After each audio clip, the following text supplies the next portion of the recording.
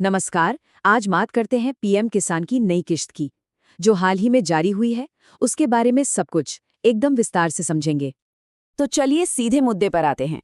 सरकार ने एक बहुत बड़ी बहुत ही बड़ी रकम जारी की है। 13 मार्च 2026 को 18,640 करोड़ रुपए से भी ज्यादा। सोचिए जरा कितनी बड़ी रकम है ये। और ये पैसा गया कहाँ?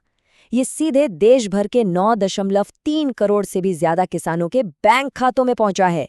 ये प्रधानमंत्री किसान सम्मान निधि योजना की 22वीं किस्त है।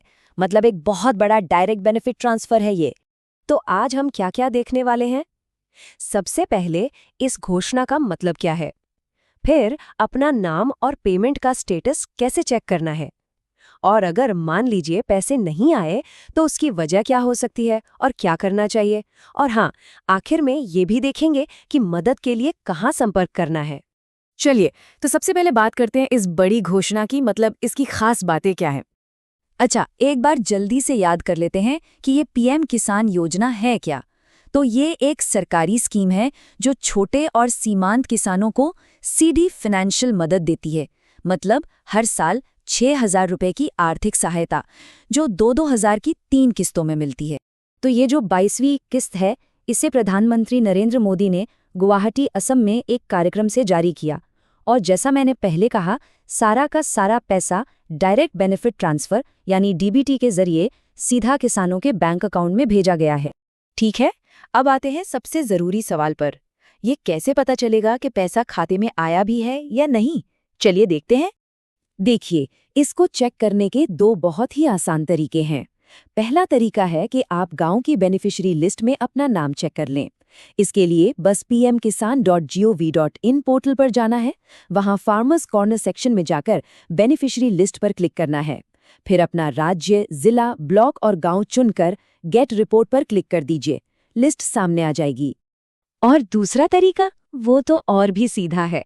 आप सीधे अपने पेमेंट का स्टेटस ही चेक कर सकते हैं।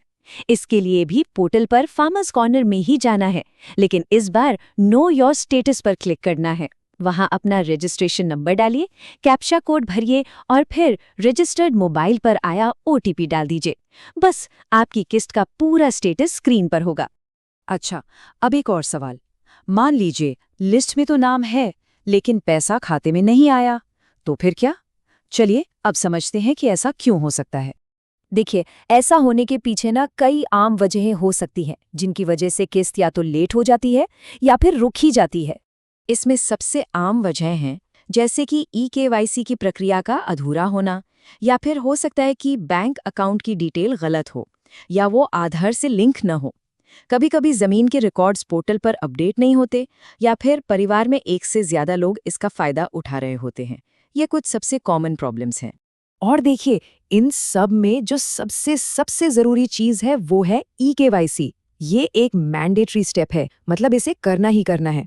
और अच्छी बात यह है कि इसे पूरा करने के 3 तरीके हैं।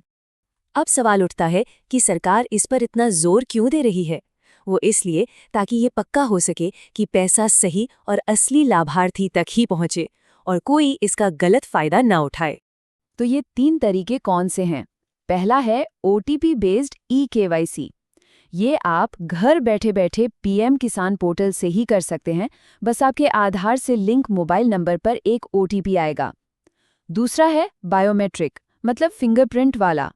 इसके लिए आपको अपने नज़दीकी कॉमन सर्विस सेंटर या सीएससी जाना होगा। और तीसरा, जो सबसे नया है, वो है फेस ऑथेंटिकेशन। ये आप पीएम किसान मोबाइल ऐप से अपने फ़ोन के कैमरे से ही कहीं भी कर सकते हैं। अब मान लीजिए आपने सब कुछ चेक कर लिया, ई-केवाईसी भी पूरा है, फिर भी दिक्कत आ रही है, तो घबराने की बात नहीं है। मदद के लिए आप सीधे अधिकारियों से भी संपर्क कर सकते हैं।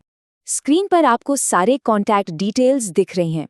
आप चाहें तो pmkisan.ict@government.in पर ईमेल कर सकते हैं, या फिर सीधे हेल्पलाइन नंबर 155261 या टोल फ्री नंबर 1800115526 पर कॉल करके बात कर सकते हैं।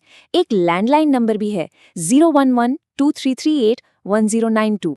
हाँ, एक बहुत ज़रूरी बात और, पैसा रिलीज होने के बाद उसे बैंक खाते में दिखने में कभी-कभी कुछ घंटे या 1-2 दिन भी लग सकते हैं। ये नॉर्मल बैंकिंग प्रोसेस है। तो अगर पैसा तुरंत न दिखे तो परेशान मत होइएगा। कोई भी शिकायत करने से पहले थोड़ा इंतजार करना ही समझदारी है। और आखिर में ये सब हमें एक बड़े सवाल पर सोचने के लिए छोड़ जाता है कि भारत में खेती और किसानों को दी जाने वाली मदद का भविष्य कैसा होगा। इस तरह की डायरेक्ट बेनिफिट स्कीम्स उसे किस दिशा में ले जा रही हैं? ये एक ऐसा सवाल है जिस पर सोचना हम सबके लिए ज़रूरी है।